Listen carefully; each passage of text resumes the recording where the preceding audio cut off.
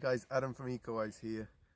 A few days ago we put up one of these funny things that I'm doing here on badgers, right? We looked at the print down in the valley down there. Now I'm just outside my house, and this is an area where you can see there's a kind of track here that we walk along.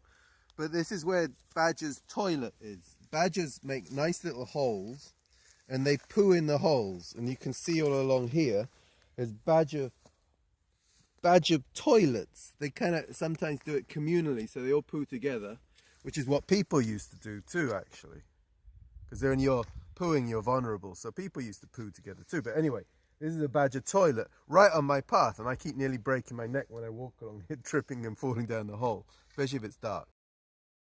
It's pretty cold today, actually. There's even little bits of snow falling down.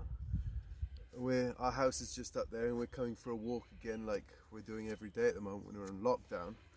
And here's this vineyard here is really beautiful. It's pretty traditional. These posts are made from castagna, so from chestnut wood, and there's the wires that come across, and then there's the vines themselves. These vines are probably 15 or 20 years old, and they've been pruned. He did it about a month ago, the guy.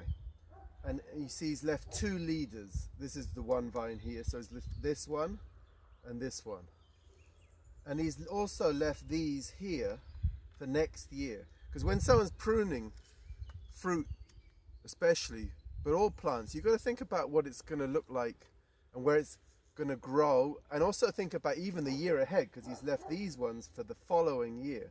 Anyway, these leaders, these branches here will flower. From each of these nodes here will be leaves and flowers, and those flowers will turn into grapes. And each of these leaders has been attached here with this kind of orange material, which is actually salice, which is actually willow. And they often grow willows here at the edge of the vineyards because they know they're going to use the material to tie these on. So there's no string or anything being used. So this is very traditional method. Vines, so grapes have been grown in Europe for 6,000 to 7,000 years. They make wine not just so you can have a nice drink to drink, but also as a way of preserving the fruit. It's a way of preserving the fruit and having the wine juice, which is wine, lightly fermented throughout the year. Look, it's really starting to snow now. It's kind of cool. So, wine, vines.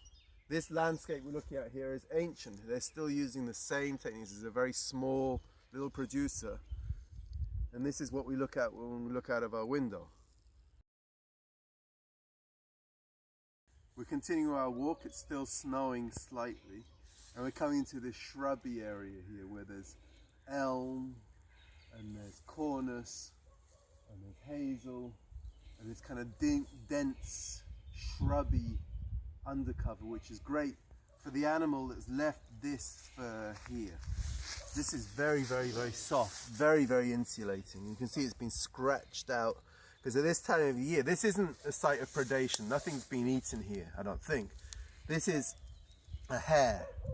A hare this time of year, like your cat or like your dog, although it's snowing now, this is the time of year, this spring, where they're going to lose their densely insulating fur that they have on the undercover, on the inside of their fur. Because there's lots of different kind of furs now, the guard hairs, lots. Look it up, you'll see what I'm talking about.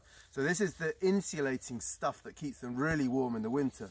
And they're scratching it off now, and they're itching, and a hare's done that. And here is a hare path. I've seen them go along here. Hares are incredible things. They're like big. People often think, oh, a hare is a rabbit. Well, they're not. They're much bigger. They're much more substantial. They're very fast runners. They don't hop. They're social, and at this time of year they do strange things. The March hare.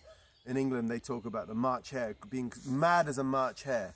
Because at this time of year you'll sometimes see hares, if you're lucky. I've seen them around on this very hill, where often it's in pairs, sometimes 3 or 4 of them get together and they kind of box and they jump on each other and they stand on their back legs and they do all kind of crazy things.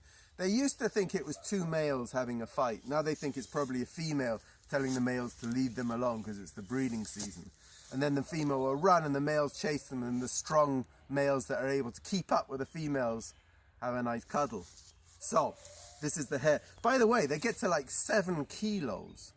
They're big. And they're a symbol in lots of Celtic mythology, not just Celtic mythology, for the Japanese, for the Koreans, Chinese, all around the world. The hare represents not just fertility, but also represents the warrior. They're very strong animals and very fit. You wouldn't want to cuddle one if it didn't want to be cuddled.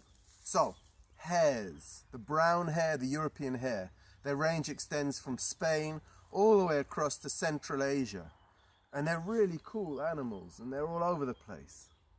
And they don't live in burrows, by the way. They live on the grass, and they make these little lays, these little scrapes where they hide. And you can often walk right past the hare and not know it's there because they just hunker down and they just keep still. Of course, if you get too close, they'll explode and disappear and run off very, very, very fast. Incredibly fast. Very cool animals at this time of year. Anyway, bye-bye.